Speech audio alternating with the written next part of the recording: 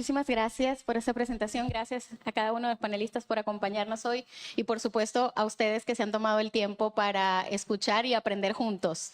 Y este panel tiene un poco el objetivo de platicar acerca de innovación, ahora sí que más desde la perspectiva de distintas áreas que están representadas en ustedes como panelistas.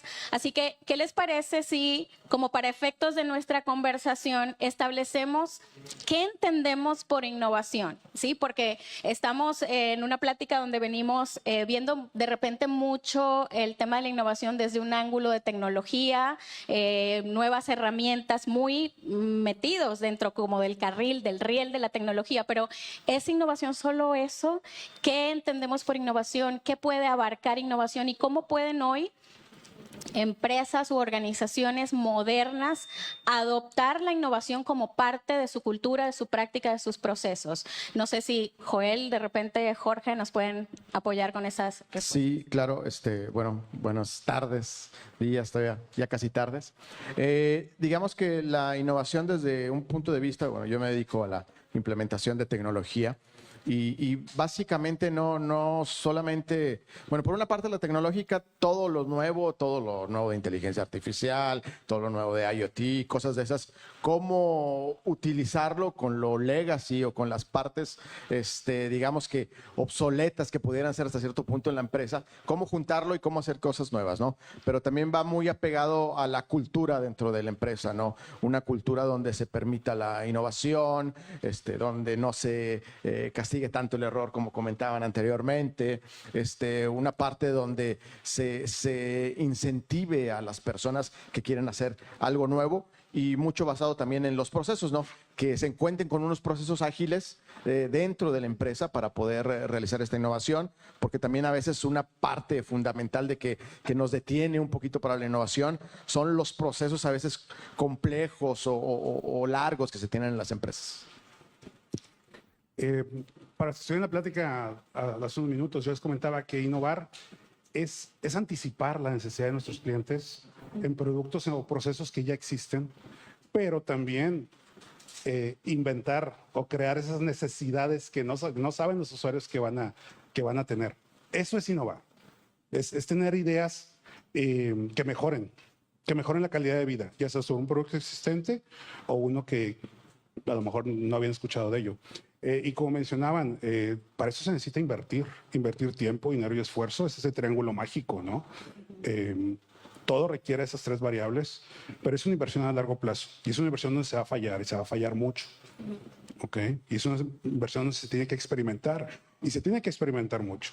Sin embargo, para poder decir si somos exitosos en algo o no, siempre hay que saber cómo medirlo. Eso es bien importante. Cada vez que desarrollemos algo, tenemos que tener métricas. ¿Qué significa si estoy mejorando o no? Hay que tener esa forma de medirlo. Entonces hay que implementar eso como parte del proceso de innovación. Sí, muchas gracias, Joel y Jorge. De repente, Gabriel y Arturo, un poco más desde una perspectiva de quienes dirigen empresas o dirigen grupos y tal vez dicen, bueno, a ver, quien dice es que yo no tengo una empresa que está naturalmente orientada a la innovación, ese no es nuestro core de negocios, nosotros no vivimos de innovar. A ver, nuestro principal negocio es otra cosa. ¿Qué ventajas o qué énfasis o qué porcentaje de innovación debe adquirirse o implementarse en la experiencia que ustedes pueden traer como directores de empresas, independientemente de la naturaleza de tu negocio? ¿Qué dirían ellos? Esto que comentas es muy importante porque si partimos de que si seguimos haciendo lo mismo, si no nos transformamos, si no cambiamos, en un corto, mediano o largo plazo, podemos llegar a ser obsoletos como organización. Entonces, ahí empieza la parte de qué tengo que ser diferente para poder empezar a ofrecer tanto productos, servicios diferentes hacia el cliente final, que realmente sea algo atractivo para ellos y hasta cierto punto que sea una ventaja competitiva para la organización. Hablar de innovación no significa solamente estar hablando de tecnología desde mi punto de vista, sino que podemos hablar de innovación desde productos, desde servicios, desde procesos, desde todo tipo. Entonces, es un panorama bastante amplio. Actualmente nosotros, dentro de NRT, ¿qué estamos haciendo? Y a lo mejor me estoy adelantando un poquito. pero estamos manejando 3 vertientes, donde esas 3 vertientes son, por un lado, sí trabajar desde la parte de eficiencia, buscar las mejoras, hasta cierto punto mejores y también innovaciones en eficiencias, robotizaciones, uso de bots, eficiencias en procesos, el uso también, por otro lado, la otra vertiente es el poder desarrollar nuevos productos o nuevos servicios que nos puedan dar una ventaja competitiva. Y por último lado, que yo considero tenemos que estar ahí porque es la parte más estratégica, es la parte disruptiva. Tenemos que empezar a hacer cosas totalmente diferentes que a lo mejor pueden ser un éxito o a lo mejor no, no sabemos, bien lo comentaba Joel, muchas de estas veces no son éxitos, pero tenemos que estar constantemente innovando y haciendo cosas completamente diferentes porque si no estamos ahí, seguramente alguien más va a venir primero y nos va a ganar. Entonces, requerimos sí o sí empezar a indagar toda esta parte para empezar a crear una ventaja como organización. Y yo creo que introduces otra parte o algo que puede ser también un cuestionamiento, que es de repente equilibrio entre lo disruptivo y lo que estamos buscando mejorar. Pero una empresa, Arturo, que requiere afianzar sus procesos y la calidad de los productos que entrega e incluso asegurar la rentabilidad del negocio sobre la base de equivocarse menos, ser más efectivos, pareciera que es una cultura opuesta a una cultura que requiere para poder mantener la innovación como un eje central, permitir la equivocación, de repente no castigar tan fuertemente la pérdida o la ausencia de éxito como lo entendemos. ¿Cómo pueden convivir estas dos cosas dentro de, o esta tensión dentro de una empresa que quiere ser exitosa?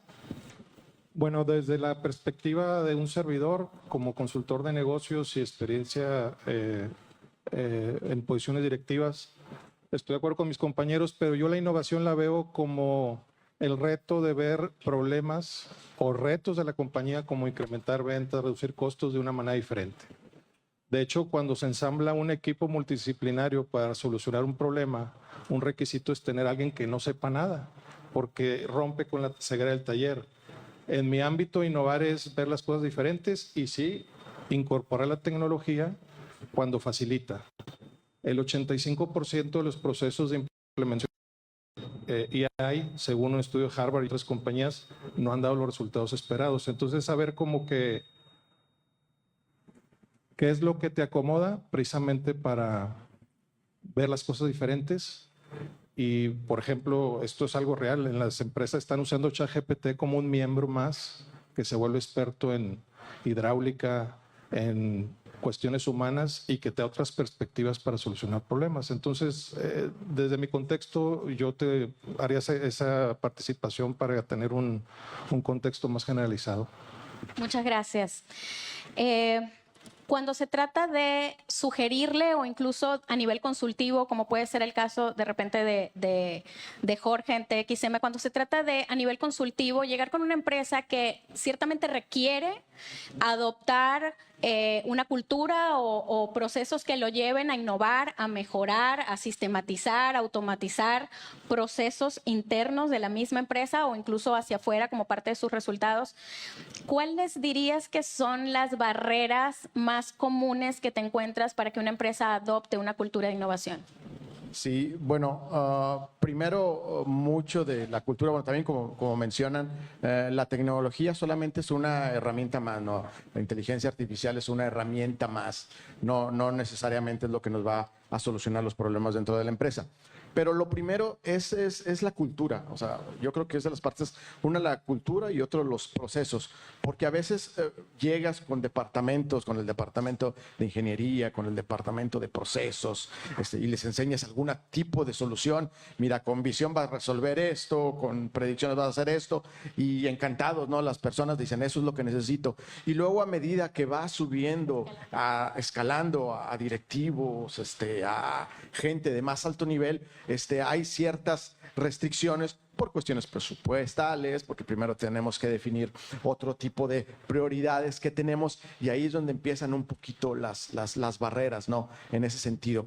Y otra parte, desde mi punto de vista, yo que estoy muy pegado a las soluciones de inteligencia artificial, a veces el conocimiento también de qué es inteligencia artificial, qué te resuelve y qué no. A mí me han invitado algunas empresas porque saben que nos dedicamos un poquito a esto y me dicen, ¿sabes qué? Yo necesito que me resuelvas este problema con inteligencia artificial. Y luego ya empezamos a analizarlo, pero empezamos a verificarlo, hacemos una propuesta de solución y en realidad no es inteligencia artificial. Yo le digo, mira, te estoy haciendo, dice, sí me sirve, le digo, pero no es inteligencia artificial.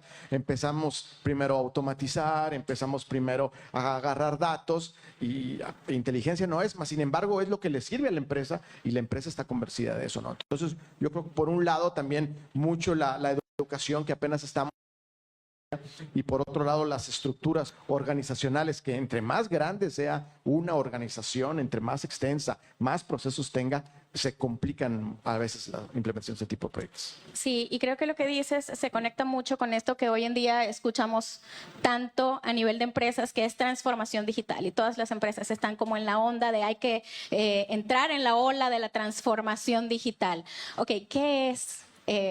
Joel, ¿qué es transformación digital? ¿Cómo lo aterrizamos en palabras sencillas para un director de negocio, para un director de área que dice, yo quiero ser parte o quiero contribuir a guiar a la empresa en la que colaboro en un proceso de transformación digital que pueda adoptar tal vez soluciones, que pueda hacer uso de las herramientas que están disponibles, tecnológicamente hablando, en este caso porque hablamos de transformación digital exclusivamente, ¿verdad? ¿Qué recomendarías? Bueno, la transformación digital aplicada a empresas son diferentes casos. Hay empresas en donde todo es manual, entonces hay que empezar precisamente por convertir todo ese conocimiento a datos. Como lo decía anteriormente, problemas chiquitos. Vamos a empezar con cubitos chiquitos. Hay otras empresas en donde ya tienen a lo mejor automatizado su sistema de contabilidad, su sistema de nóminas, donde a lo mejor tienen automatizados sistemas de cuentas por cobrar, por pagar, etcétera, con proveedores, con acreedores. Y a lo mejor esos acreedores comparten esos cubitos. Bueno, entonces ahora sí, ¿cómo lo hacemos para construir un ecosistema en base a esos cubitos? ¿Qué es lo que quiero decir con eso? No existe un monolito de transformación digital, sino hay que ver en qué estado se encuentra cada empresa para ver qué necesidades inmediatas tiene y cómo con el uso de tecnología o con el uso de procesos inclusive, porque hay muchos problemas que no se resuelven necesariamente con tecnología, sino con procesos. Hay empresas gigantescas en donde cada departamento funciona en forma diferente. Algo que ayuda mucho es, antes de que metas cualquier solución tecnológica, los seres humanos que van a estar trabajando en esa solución tecnológica tengan un proceso homogéneo. Es decir, voy a dar el caso específico de Microsoft. En Microsoft, no importa a qué equipo fueras, con qué equipo te entrevistaras, puede ser Windows, puede ser Xbox, puede ser Azure, puede ser SQL, el que sea. En todos los equipos había una estructura donde había un Program Manager, que era el que definía las necesidades, había un Developer Lead, que era el que coordinaba a todos los developers que me implementaban, y había una persona que se encargaba del negocio, de hablar con clientes, de hablar con proveedores. Y esa era la estructura que te ibas a encontrar siempre. Si tú ibas a otro equipo y preguntabas por las especificaciones, hablabas con el Program Manager. Si un developer quería rehusar uno de esos cubitos, que a lo mejor un problema que ya habían solucionado en Windows, que ahora lo tienen en Azure o en Xbox, agarrabas ese pedazo de código y lo ponías ese cubito en tu sistema. Entonces, yo sé que las empresas de manufactura, tal vez las empresas en México son diferentes, pero en la medida en que homogenicemos esos sistemas internos, va a ser mucho más fácil subirnos al carrito de la transformación digital. Sí, muchas gracias. Gabriel, escuchando a Joel y un poco a Jorge, me surge esta pregunta para ti, y tal vez un poco aplica en tu caso también, Arturo, no lo sé. Liderando unidades de negocio de una empresa, hace un momento Jorge nos hablaba de legacy, ¿verdad? Legacy probablemente como una barrera, pero una empresa con tantos años de existencia, seguramente con una cultura muy basada en procesos que se definieron en algún tiempo bastante atrás. ¿cuál dirías que es el principal reto que tienes como director de una empresa de este tipo para llevarla en un proceso no solamente de transformación digital, sino incluso en la ruta de la innovación, con una cultura de innovación como vemos que NRT está impulsando? ¿Qué se requiere? ¿Cuáles como esos primeros pasos? ¿Qué le recomendarías a una empresa o un gerente que, al igual que NRT, dice, a ver, aquí hay mucho espacio para innovar, para crecer, para digitalizarnos o automatizar, en todo caso para dar ese paso de transformación hacia lo digital y establecer una cultura de innovación? ¿Qué se requiere? ¿Qué es lo mínimo? ¿Por dónde comenzamos? Buena pregunta. Lo principal que hay que trabajar aquí es el cambio de mindset de la gente, el cambio de mentalidad. Porque cuando tienes una empresa que a lo mejor se venían haciendo las cosas porque así funcionaban y funcionaban bien, ya la gente, de entrada hay una resistencia cuando tú quieres hacer algunos cambios. Entonces, esto se tiene que empezar a permear y se tiene que permear, como le llamamos, de top down, ¿no? O sea, de arriba hacia abajo. Tiene que venir desde la alta dirección hacia abajo, tiene que haber un cambio de la cultura hacia la gente. Tiene que haber mucha comunicación. Para eso, con el apoyo de las áreas de recursos humanos, tiene que haber muchísima comunicación de hacia dónde quiere ir la empresa, con este cambio de forma de pensar, si lo queremos llamar así, de esa forma. Otro punto muy importante es reconocer a la gente. Y a eso me refiero es, okay, tú estás haciendo cosas diferentes, estás haciendo algo que realmente nos está diferenciando, hay que reconocerla. Y reconocerla no significa una palmadita, no, o sea, hay que hacer realmente un programa de reconocimientos a todo el equipo. Entonces, de esta forma empezamos a permear un cambio hacia la gente, hacia las personas que que tienen resistencia, que seguramente va a haber en todas las organizaciones. Hay que ir compartiendo la visión, o sea, es muy importante ir compartiendo la visión hacia dónde queremos llegar. Hay que compartirles de que si seguimos haciendo lo mismo, seguramente en corto plazo las cosas no van a seguir igual y seguramente a lo mejor esa misma posición va a desaparecer por X o Y.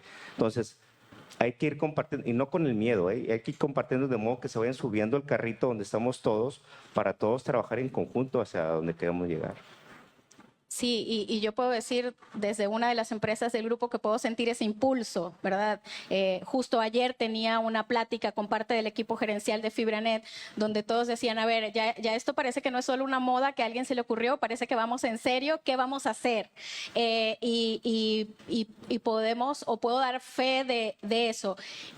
A nivel de equipo, una empresa, otra vez, que no se dedica como su core de negocio a la innovación, ¿cuál dirías que es esta estructura mínima que necesitas en el equipo para garantizar que esto continúe hacia adelante?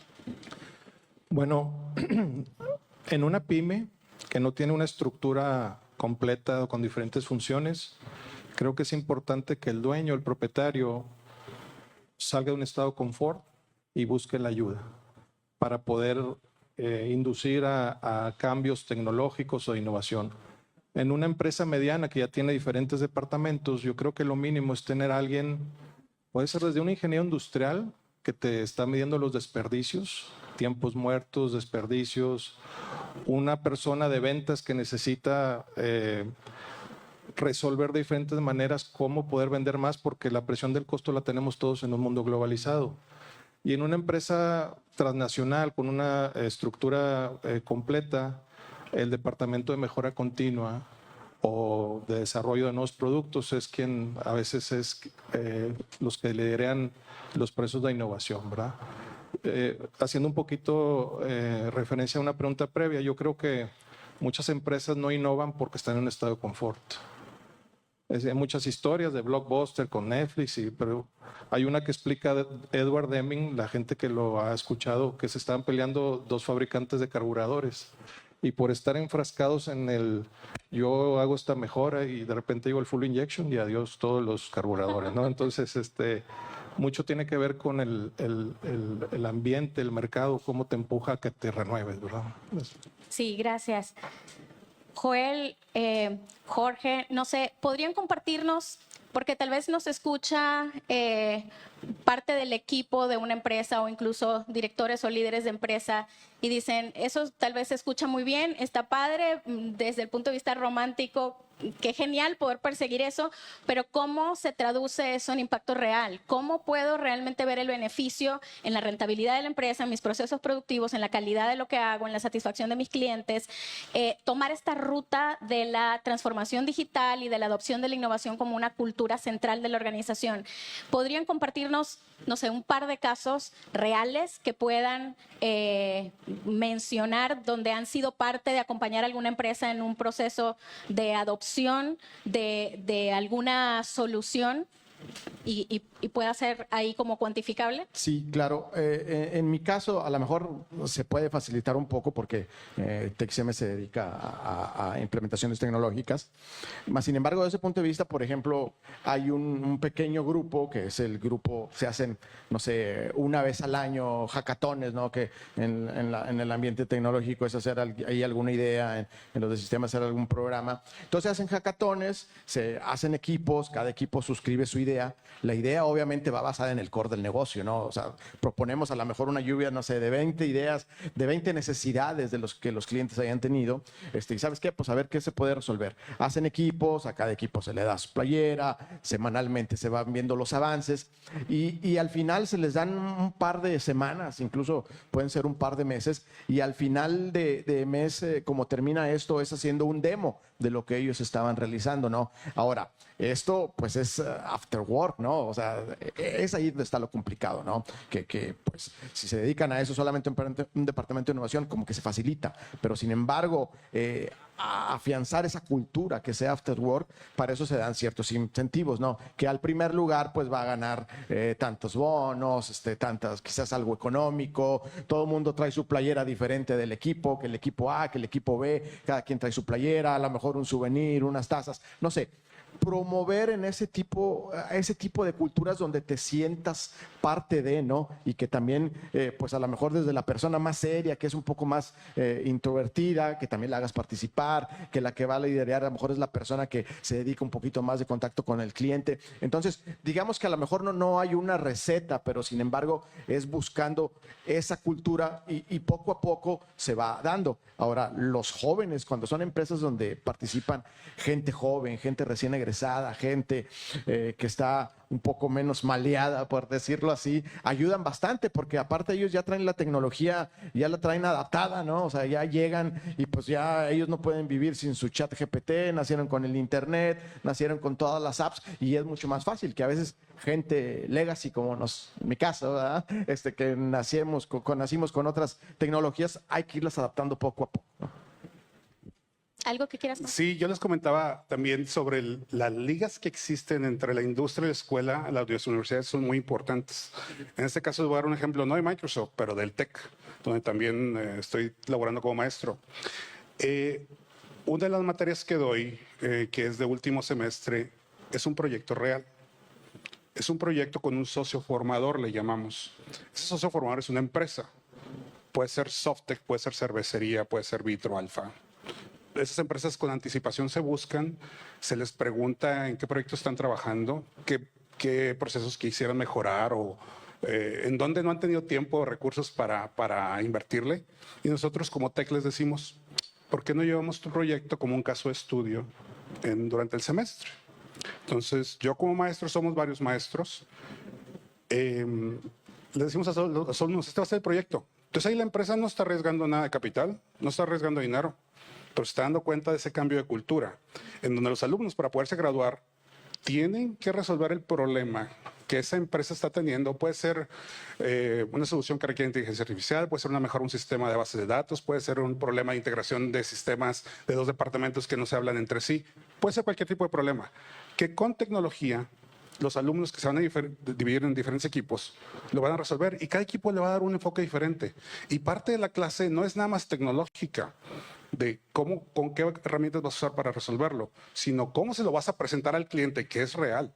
Y los clientes, es decir, en este caso Softec, por ejemplo, o Vitro, viene un presidente o un vicepresidente de producción a explicarles a los alumnos cuál es el problema, Un mes después viene que los alumnos le planteen, le presenten el proyecto y este ejecutivo los critica como si estuvieran criticándolo en una mesa en las instalaciones de la empresa.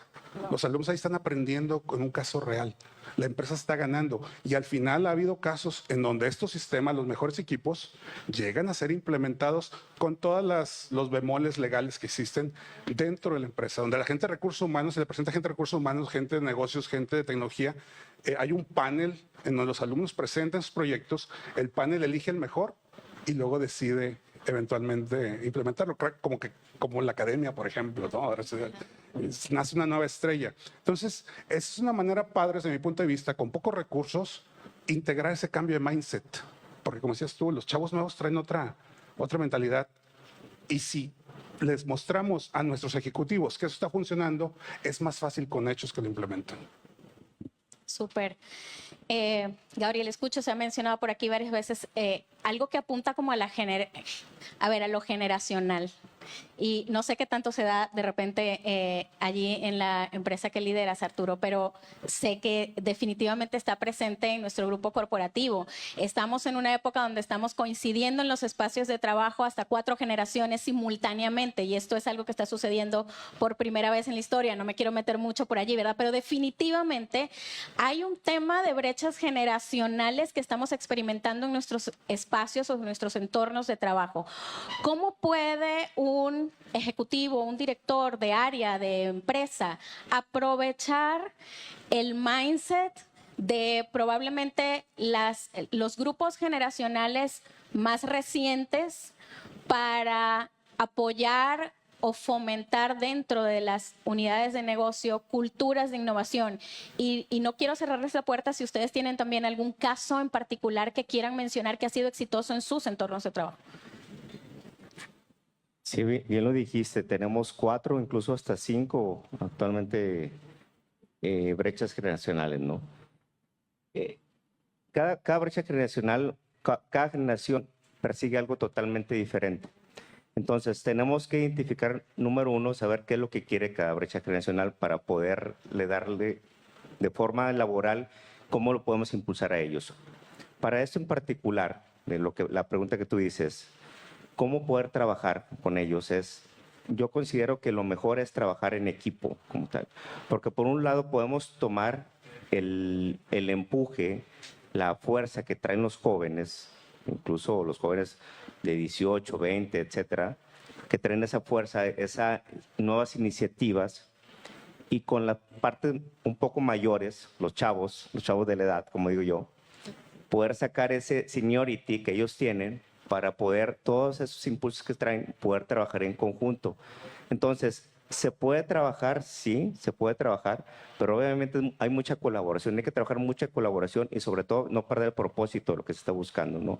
Si se tiene un objetivo, todos partir de cuál es el objetivo y cada quien va a aportar cosas diferentes, y eso es lo que termina nutriendo al equipo, o sea, porque tenemos formas de pensar muy diferentes y no tenemos puros grandes o viejos o puros chavos. Entonces, tenemos mucha colaboración entre todos. Muy bien, gracias. Bueno, voy a romper un poquito el molde. Saben que nosotros hacemos una especie de servicio al público dando clases de inteligencia artificial, pero a nivel usuario LLM. Nuestro alumno mayor tiene 86 años y el más joven 13. Y de ahí, pues varía todo, ¿no? Entonces, yo creo que tengo un hijo en el Tecnológico Monterrey en los últimos semestres y viene a trabajar conmigo en el verano. Y estoy de acuerdo, ya traen en su ADN la tecnología, pero la experiencia, la interpretación, el aterrizar que la gente de mayor edad con mayor experiencia tiene, es la mezcla perfecta. El empuje de los muchachos es definitivo, es energético, pero el darle una dirección, gracias, es sumamente importante porque de repente tienen las herramientas, pero falta esa parte cómo aplicarlo. No sé aquí los muchachos de qué carrera son, entiendo que son de ingeniería, pero se les quiero dar casos. A veces estamos hablando de un nivel muy alto tecnológico, pero miren, ejemplos para ustedes que vayan a buscar y den servicio a las empresas. Los inventarios los hacíamos aquí está muy aterrizado Monclova, placa de acero, se contaba cada placa con un puntito blanco y luego venía un segundo equipo, volvían con un puntito blanco a contar todas las placas y ahora llegan y con tecnología que se baja gratuita de Google Play o de Apple Store, tomas una foto y ya hemos visto que es más eficiente o eficaz, no sé cuál es la palabra correcta, en hacer inventarios. Hay otra empresa aquí local que tienen que hacer comparaciones de color, se compraron unos comparadores ópticos muy baratos que muchas compañías pensamos que son prohibidos y hace la comparación de tonos porque hacen los cortes de los asientos y no deben de quedar como ajedrez. Bueno, eso lo hizo un muchacho de 19 años que está haciendo prácticas. No sé si es del CONALEP o cuál, no recuerdo honestamente, pero sin embargo, él sabía cómo hacerlo y la otra persona tenía la necesidad, el gerente de calidad. Entonces yo creo que esa mezcla definitivamente es muy importante, el poder hacer equipos multidisciplinarios con diferentes experiencias y diferentes aportes. ¿Alguien quisiera compartir algún caso más concreto que le ha tocado implementar recientemente? No nada más es de nuestro lado, por cierto, el área de tecnología. Se vale también hacer estudios de usabilidad con nuestros clientes, tener focus groups donde tengamos gente de todas las edades que consumen nuestros productos. Eso es bastante importante. Por ejemplo, es muy diferente cómo una persona, no sé, voy a dar edades, de más de 50 años usa Facebook a cómo lo usa alguien de 20, si es que lo usa, ¿verdad? ¿Cómo usa Windows una persona mayor a alguien que se está graduando? Entonces, todos esos estudios también es bidireccional. O sea, la generación nos afecta a nosotros como desarrolladores, como creadores de tecnología, pero tenemos mucho que aprender de nuestros clientes. Y hay que constantemente estar en contacto con ellos, con todas las generaciones.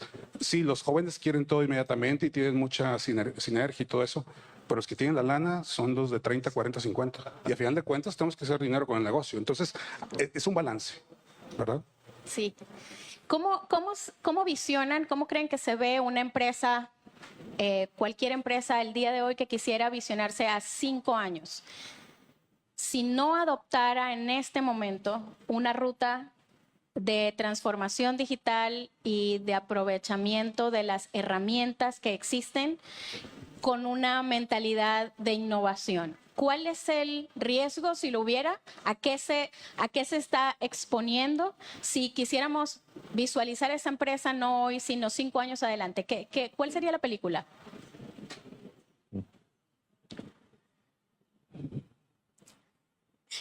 Nota preocupación. Hay preocupación, claro, si no se hace. Imagínate que vas en medio de la noche, no ves nada y aparte te ponen una venda, ¿no? Entonces no sabes ni hacia dónde vas. Actualmente traemos no solamente una competencia local, incluso, y eso lo comento siempre, no es solamente local o regional o nacional. Tenemos competencia también a nivel internacional o global, ¿no? O sea, hoy en día cualquier producto o servicio te lo puede ofrecer cualquier empresa y pues lo mencionaba muy bien, para el caso de China está fuertemente en productos, ¿no? Servicios de igual forma, otro país lo puede ofrecer sin problema. Entonces, ¿qué sucede en las empresas que hoy en día no están haciendo, no tienen pensado hacer cosas diferentes hacia un futuro? Y me refiero no a 10 o 15 años, a lo mejor a 5 años. ¿Qué puede llegar a pasar? Van a venir y nos van a comer como tal. Entonces, hoy en día tenemos que ocuparnos en qué podemos hacer cosas diferentes, en empezar a buscar hacer incluso unidades de negocios diferentes que podemos llegar a diversificar. Si bien es cierto, tenemos nuestros negocios como tal, pero qué cosas podemos hacer diferentes, diversificarnos con el firme propósito de empezar a apostarle a que realmente eso nos puede llegar a generar ingresos en un corto, mediano, largo plazo, ¿no? Y básicamente es eso, o sea, si no nos transformamos actualmente, vamos a morir. Yo tengo un ejemplo que me voló a la cabeza y a lo mejor mis compañeros saben más al detalle, pero escuché a un exponente en las TED Talk que dice que Netflix en 5 años, tú vas a llegar, le vas a pedir una película con el actor que a ti te guste, sácame a Pedro Infante con, no sé, una moderna ahora, alguna actriz moderna que esté actual ahorita vigente, en una guerra dentro de un ambiente submarino, y tú haces todo tu script Vas, te levantas, haces tus palomitas, sacas tu coca o lo que tú vayas a tomar, refresco, agua, té, para cuando llegues tienes una película inédita que nadie ha visto y que tú lo vas a Un ver, guión que se te ocurrió a ti.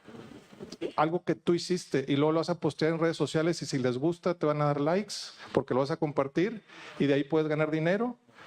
Eso lo está viendo Netflix como una posibilidad, según esta persona. Después les paso, si de alguna manera, el enlace y lo tengo guardado. La competencia que no está viendo innovar, contestando tu pregunta, ¿qué le va a pasar? Sobre todo en compañías tecnológicas es tremendo la velocidad de cambio, ¿no? Ahora volteo un poquito la pregunta. ¿Querías Sí, aportar algo? no, yo quería decir incluso a nivel personal, yo creo que se está formando una brecha generacional, perdón, de la gente que tiene acceso a la tecnología a la gente que no lo tiene, ¿no? Afortunadamente, gente universitaria, gente que está enfocada en sus trabajos, tiene acceso a tecnología, pero también contemos la gran cantidad de gente que no tiene acceso a la tecnología, que a lo mejor parecieran que son pocos, pero en realidad, bueno, al menos en México son bastantes. Imagínense dentro de unos años, va a haber una generación completamente de la gente que no está adaptada a la tecnología y la gente que sí utiliza tecnología, ¿no? Entonces va a haber, las oportunidades van a ser diferentes, las comercios van a ser diferentes y lo mismo puede pasar a una empresa, ¿no? Si actualmente no te montas en esa parte de tecnología, quizás la voy a querer adoptar dentro de 5 años y pues si ahorita nos inundan herramientas, cada día sale una nueva versión de no sé qué cosas del GPT, en el App Store hay miles y miles, que a veces llega a abrumarnos y no sabemos ni cuál es mejor que otra, cuál puede servir o cómo no. Dentro de 5 años pues va a estar peor todavía, ¿no? Entonces yo creo que estamos en una época muy buena para empezar tecnológicamente, lo comentaba en tu conferencia anteriormente, que estamos en una época a nivel universitario excelente, porque ustedes saliendo aquí de la universidad van a ver esa brecha, los que sí son más o menos tecnológicos y que mueven cosas, herramientas nuevas, y los que no, pero ustedes ya van a ir adaptados, ¿no? En esa parte. A lo mejor dentro de 5 años ya todos van a estar, ojalá, todos van a estar involucrados en este tipo de nuevas tecnologías, más sin embargo, ¿de qué brecha queremos ser, verdad? ¿De la brecha que está un poquito lejos de lo nuevo o la que se ha sido adaptada, ¿no? La frase de adaptarse o morir, ¿no? Es lo que tiene que pasar. Vamos a necesitar una aplicación para ver qué aplicación ocupamos. Eso es correcto. En efecto. Bien, permítame cerrar con esto. ¿Querías agregar algo, Gabriel? Sí, quería agregar, complementando lo que mencionaba Jorge.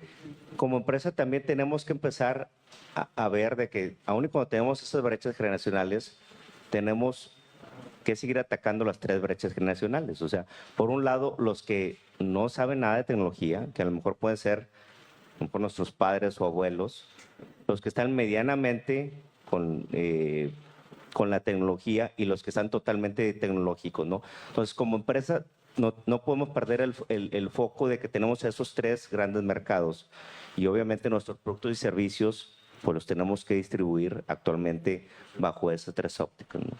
Sí.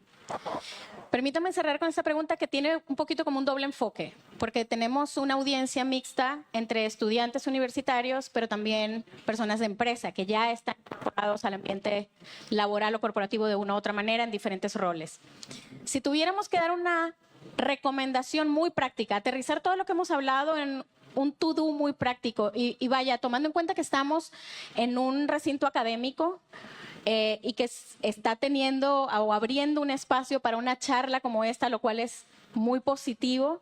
Sin embargo, también entendemos que hay un reto importante para la academia de poder ir a la velocidad a la que los cambios se están dando y poder adaptar sus currículas y sus métodos incluso a lo que está sucediendo a nivel tecnológico. Ok, si tuviéramos que darle una recomendación muy puntual a los jóvenes estudiantes que están sentados hoy en nuestra audiencia, de más allá de lo que está sucediendo y de los esfuerzos que está haciendo la academia por ayudarte a estar preparado al salir de aquí para el entorno laboral o incluso el mundo con el que ya te estás consiguiendo. Pero que dice, no, pues yo sí soy tecnológico, yo tengo un dispositivo, yo tengo de repente mi reloj inteligente y yo veo redes sociales y de hecho hasta soy creador de contenido y estoy muy cerca de ser influencer. Ok, ¿qué puedo recomendarle muy puntualmente para que de manera personal asuma la responsabilidad sobre su futuro, el futuro profesional que le va a tocar enfrentar o que incluso ya algunos están enfrentando si están haciendo prácticas? O ¿cómo puede prepararse mejor? ¿Qué decisiones a nivel personal puede tomar hoy? Y si tuviéramos que hacerle la misma recomendación a un profesional que colabora en una empresa hoy en día y dice, a ver, de repente esto no es un tema cultural en la empresa donde estoy, no pareciera que nadie está haciendo grandes esfuerzos en esa dirección, ¿qué puedo hacer yo? ¿Qué pasos concretos, acciones, 2, 3 consejos puedo darle para que inicie? Joel. Para los estudiantes, ocupen sus veranos en algo productivo. Vayan a hacer escuelas prácticas. Que las universidades también, los departamentos de bolsa de trabajo, se enlacen con esas universidades para ver dónde pueden irse a meter, aunque no les paguen 2 meses, 3 meses, los que sean. Y métanse a hacer proyectos. Les aseguro que van a aprender en 2, 3 meses mucho más que lo que han aprendido en 2 o 3 años a veces de educación teórica. Eso es algo que en Microsoft hacemos. Siempre vamos a reclutar gente que está desde tercero, quinto, séptimo semestre en sus veranos y nos llevamos para Estados Unidos. Y es algo que a mis alumnos del TEC también les recomiendo mucho. Ocupen su verano en conocer a las empresas, en ver cómo trabajan y cómo les pueden ayudar. Y a las empresas, abran esos puestos. Hagan prototipos. La única manera de innovar es haciendo prototipos y fallando. Y pongan a los alumnos a hacer los prototipos. Va a ser un ganar-ganar. ¿Esto que tú dices de Microsoft es por invitación o alguien puede postularse? Es bueno, está en LinkedIn. Hay cuentas en LinkedIn de gente que recluta para Microsoft. No sé si sepan qué es LinkedIn o si lo usen. Úsenlo. Ese es un buen paso, empiecen abrirse una cuenta en LinkedIn. Empiecen a establecer y hacer crecer su red profesional. Es la única manera donde van a llegar lejos. Llegando, dime con quién te juntas y te diré quién eres. O sea, así. Háganse de amigos, que tengan amigos que los lleven a Microsoft. Genial. ¿Tenías una recomendación, Arturo? Sí, yo tengo un consejo que a mí me ha servido mucho. Yo soy licenciado en Administración de Empresas de la UAC, Bien. pero pues me he vuelto un poco medio tech, pero más como aprovechándome la herramienta, no del desarrollo. Una cosa, ya no hay excusa para decir yo no sé, eso me queda claro. Tengo alumnas que arreglan sus refrigeradores, gente que hacen sistemas FIFO con el puro ChatGPT, ya no se diga otras. 2, aprendan a leer y leer rápido con comprensión. Eso es sumamente importante, absorban información, ver la manera de aprender con más facilidad y, por último, lo que a mí me ha servido y he visto que sirve, discernir entre... Ahora hay tanta información que hay que poderla clasificar en lo que es útil, me va a ayudar a ser mejor persona, me va a ayudar en mi hobby, me va a ayudar en mi negocio, me va a ayudar a tener finanzas saludables, lo que ustedes quieran, porque también hay mucha información. Entonces, no hay excusa para no saber, leer rápido, con comprensión y tener la agilidad de rápido absorber la información y ponerla en práctica. Una cosa es saber y otra es hacer. Se necesitan las dos para tener éxito. Súper bien. Sí, desde mi perspectiva, para los jóvenes, para los universitarios, aprendan bien las bases, aprendan cómo funcionan las cosas. No se hagan expertos en Gemini, en GPT, en Cloud o cosas de esas. Aprendan un poquito cómo funcionan, un poquito las tripas. Tampoco es necesario meterse a muy bajo nivel. ¿Pero para qué? Para que sepan cuáles son sus limitaciones, sepan cómo se equivocan, sepan interpretar cuándo se están equivocando, porque a veces es complicado. Entonces, y si nos queremos poner a las carreras a ver quién sabe más herramientas y quién sabe lo más nuevo, no es un cuento de nunca acabar ahorita, ¿no? Pero si conoces las bases, con las bases te puedes adaptar a cualquier herramienta. Y más que nada, a mí lo más importante es conocer las limitaciones. Conozco a gente también que trabaja conmigo, ingenieros, que hacen todo muy bien con ChatGPT, pero dicen, no, hombre, es que no funcionó, es que no me está haciendo eso, o se dan cuenta que hizo un error hasta etapas más altas, y ahí es donde se complica porque necesitamos saber las bases, ¿no? Es un punto. Y para la gente que tiene empresas, que trabaja en pymes o empresas más grandes, yo siempre hago la pregunta en el foro, ¿quién utiliza ChatGPT, Gemini o cosas de esas para su empresa?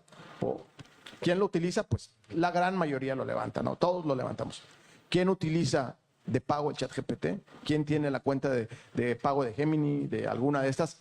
Y ya son pocas las que lo hacen, ¿no? Las cuentas de pago tienen las cuentas gratis, perdón, tienen una limitación, no son los últimos modelos, estos son los modelos que están un poquito menos entrenados. Las de pago hacen una diferencia muy grande. Entonces, si ustedes tienen una empresa, los invito a que empiecen a experimentar, ¿no? A lo mejor una pequeña cuenta de GPT, alguna herramienta que vieron de pago, que son las que nos dan la potencia, y experimenten con una y otra y de seguro les va a servir. Muchísimas gracias. ¿Algo que quieras agregar para finalizar, Gabriel? No, coincido con los tres.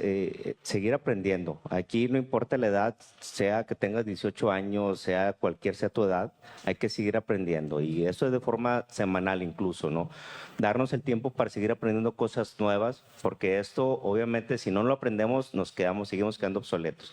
Y sobre todo lo que estamos aprendiendo, llevarlo a la práctica. Caso contrario, no sirve de mucho lo que llevamos, ¿no?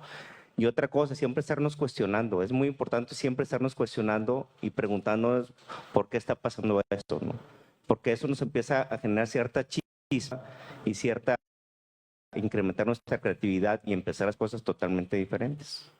Súper bien, pues muchísimas gracias a todos. No sé, aquí nuestra moderadora, si hay espacio para preguntas del público. Sí. ¿Sí? Bien.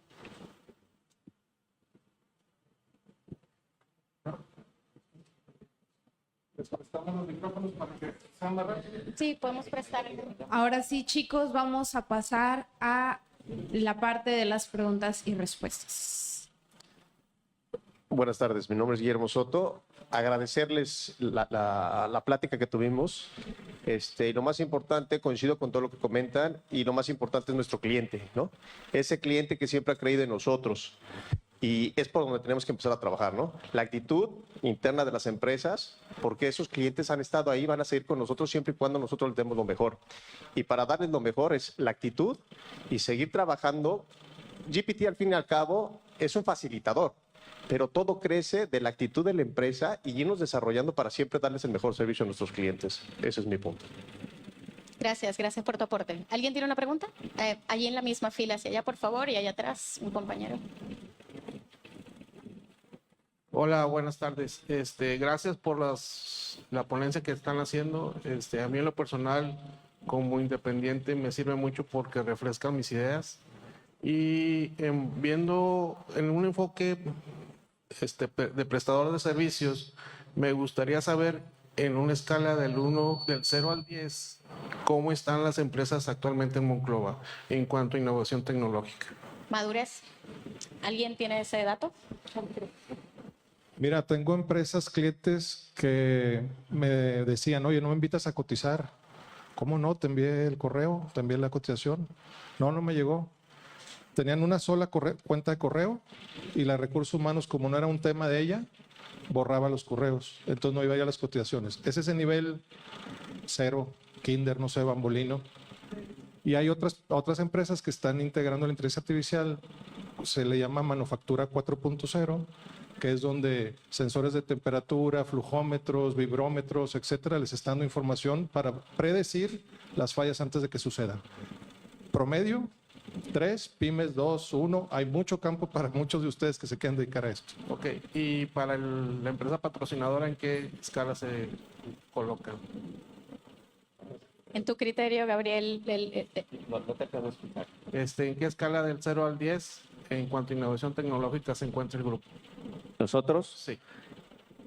a partir de este año, empezamos a desarrollar el Hub de Innovación.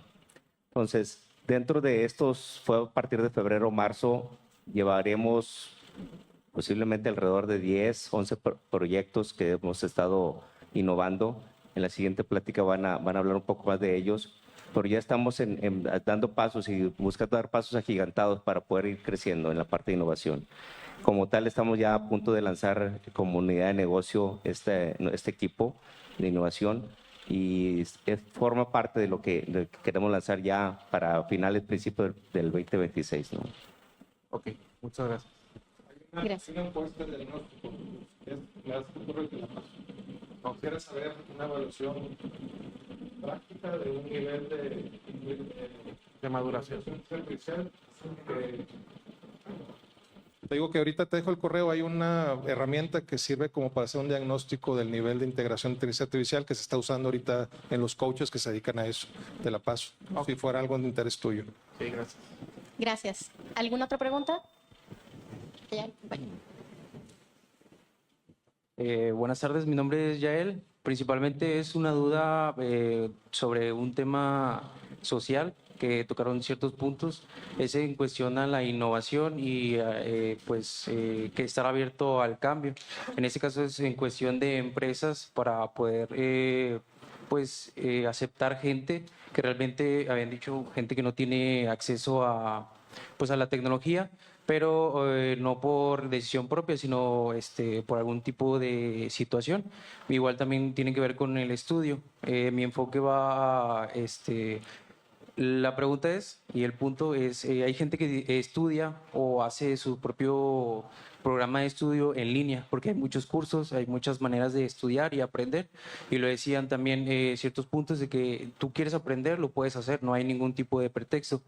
Entonces, ¿creen que las empresas pueden tener un dilema con gente que estudia una carrera o gente que aprende por sí mismo dentro de Internet, en este caso, dentro de este tipo de innovación? ¿Creen que hay un dilema o creen que ya las empresas hoy en día aceptan a la gente que estudia de esa manera o aprende o adquiere algún cierto tipo de habilidad? Una muy buena pregunta. No sé, ¿alguien quisiera? Por ejemplo, en Microsoft no se te pide título de ingeniero de sistemas. Yo tenía compañeros, jefes inclusive, que habían estudiado administración, filosofía, canto, pero en sus ratos libres les gustaba codificar, ¿verdad? Es medio raro, pero sucede. Entonces, por ese lado, el título no es requisito. Aterrizado más a México, cada vez me encuentro que hay más opciones para tener internet gratis, opciones para tener una computadora financiada, un Chromebook que cuesta muchísimo menos que una máquina de Apple o de Windows. Y hay demasiados recursos como Coursera, como LinkedIn, como Harvard Business Review, como MIT Tradings, de lo que quieras, TED, conferencias gratis que te pueden ayudar. ChatGPT, la versión gratis también, que te pueden ayudar a programar, que te pueden guiar hacia dónde va el mundo de la computación, que te pueden decir cuáles son las necesidades de ciertas industrias y te orientan de cómo solucionarlas con tecnología o con métodos que ahorita las industrias están implementando. La información ahorita es la gran ventaja de la era en la que vivimos, que la información es gratis y hay demasiada. Nada más que, como decías, hay que saber qué consumir, cómo consumirlo y cómo discernir lo que me va a servir y no me va a servir. Y como decía Gabriel también, esto es continuo. Nosotros que llevamos una vida en esta industria, tenemos que seguir actualizándonos. Lo que yo aprendí en el TEC del 90 al 95 me sirvió como base. Pero 30 años después no me queda más que a diario seguir actualizándome. Y yo uso mucho YouTube, por ejemplo. Hay muchos cursos en YouTube que son súper útiles, concisos, de 10 minutos, 15 minutos, porque así es como aprendo mejor. Yo no aprendo en un curso de 1 hora, 2 horas.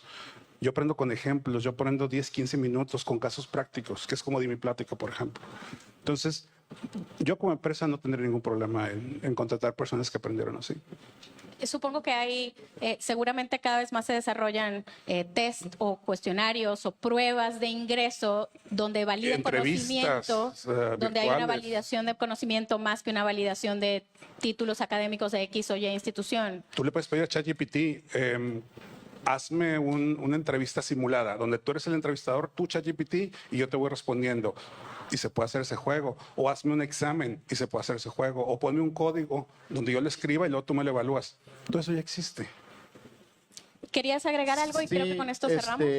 Bueno, hoy en día también es una realidad que los vicios en línea para hacer cursos, para hacer incluso maestrías en línea, opciones hay muchas, ¿no? Bastantes. Pero, ¿qué es lo que hace bueno a una universidad? ¿Qué es lo que hace bueno a un servicio de este tipo?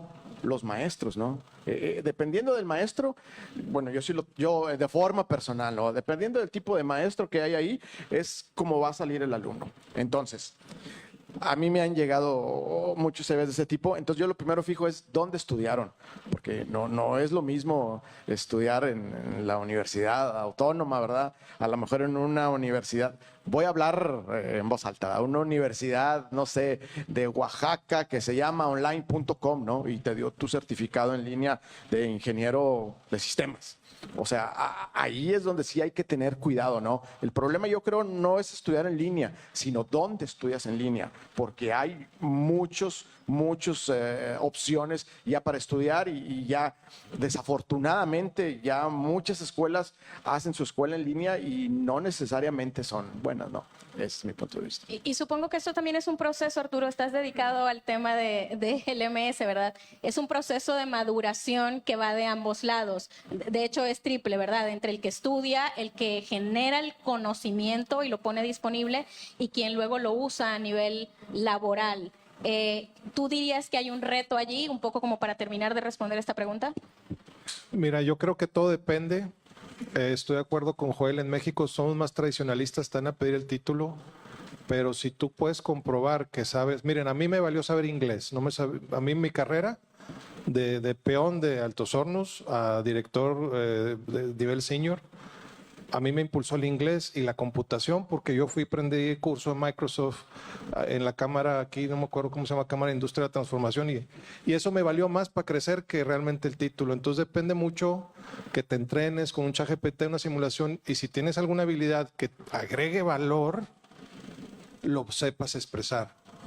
Porque también hay ingenieros, ustedes que son ingenieros o licenciados, que pues sí tienen el título, pero pues no te arreglan ni un café con leche, ¿verdad? Entonces, yo creo que se está cambiando, ¿eh? Se está cambiando mucho a decir, a ver, ¿qué me puedes ayudar tú para yo tener mejores resultados en cualquier ámbito de una empresa? Ahí vamos. Pues con este comentario honesto terminamos este panel. Muchas gracias por sus preguntas. Muchas gracias, Surieli. Y vamos a dar oportunidad de una última pregunta de la chica que estaba acá, que levantó la mano. Por favor, que le presten el micrófono. Cerramos con esa pregunta ahora sí para pasar a la siguiente actividad.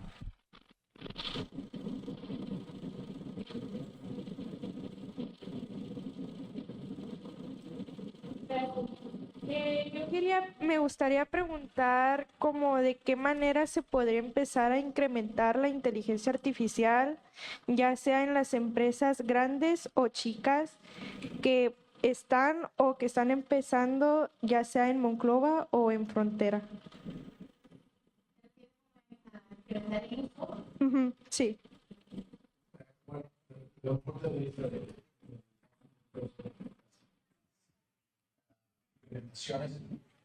Primero que nada, la base es ir a hacer un poco de nuestro lado, los que somos más tecnológicos, evangelización a las empresas, ¿no?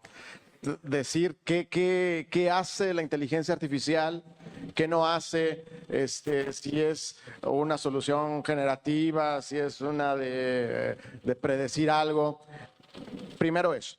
Y la otra, también como comentaban aquí los compañeros, irse por proyectos muy pequeños, por pruebas piloto, ¿no? Lo primero que tienes que hacer cuando llegas a una industria, bueno, incluso hasta las industrias grandes, primero tienes que agarrar un área donde obviamente no le pegue a tu core, a lo primero que haces, sino que un área a lo mejor mejorando un cuello de botella, mejorando algunas fallas muy comunes que tienes. Lo que más le duele a la empresa es donde debes de empezar, pero siempre con un proyecto piloto, porque en el proyecto piloto te puedes equivocar, que a lo mejor no escogiste el sistema de visión correcto, la cámara no era le faltó el foco, el modelo que predeciste le falta hacer mejor. Y otro muy importante que a veces no lo ven las empresas en un inicio cuando quieren estas implementaciones es la calidad de los datos que tenemos, ¿no? Yo puedo llegar a una empresa y por más que me diga, ¿sabes qué? Yo quiero que me hagas un modelo que me prediga cuánto falla esta máquina y cuánto va a faltar la producción. Si no tengo un historial, si no tengo un historial de datos, si no tengo un historial confiable, no se pueden realizar este tipo de tareas. Entonces, primero, ¿cuántos datos tenemos? Y luego empezar con pilotos pequeños en áreas específicas de lo que vas a solucionar. Si no tienes datos, ahorita se menciona mucho de la industria 4.0 y que a la 5.0, vas a la industria y tienes que empezar desde la industria 1.0, porque para empezar no hay datos. Entonces, primero tenemos que empezar a digitalizar para producir esos datos y una vez que tenemos eso, ahora sí empezar a meter modelos de inteligencia artificial. La inteligencia artificial sin datos no funciona. Y creo que eso seguramente muy conectado con eso que mencionabas más temprano, Joel, y que quedó en mi cabeza de esa evolución de la inteligencia artificial como herramienta a la inteligencia artificial como ecosistema. Todo lo que genere que deje de ser solo la herramienta a la que le hago una pregunta en mi computador personal para prepararme para un informe que tengo que presentar, a ser un ecosistema que está permeado en todas las áreas y en todos los ángulos de la organización. Comienza por organizar nuestros datos, por entender cómo funciona, y en la medida en la que entendemos cómo interactuamos con estas herramientas, podemos preparar los datos y la información que necesitan para operar correctamente.